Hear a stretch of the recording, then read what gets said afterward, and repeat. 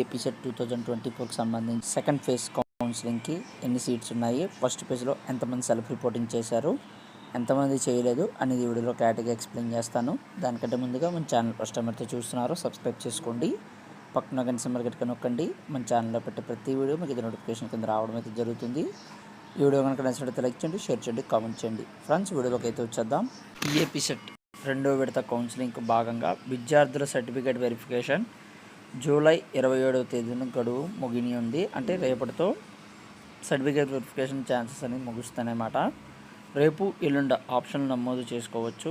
So రేపటి నుంచి అయితే వెబ్ ఆప్షన్స్కి అయితే అనుమతి ఇవ్వడం అయితే జరిగిందన్నమాట.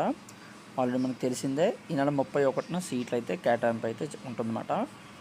మొదటి విడతలో మిగిలిన సీట్లతో కలిపి తాజా కౌన్సిలింగ్లో మొత్తం 29,777 సీట్లు అయితే ఉన్నాయన్నమాట.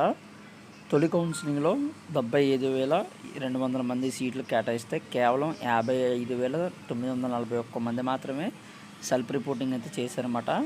దాదాపుగా 19,000 మంది అయితే సెల్ఫ్ రిపోర్టింగ్ అయితే చేయలేదు.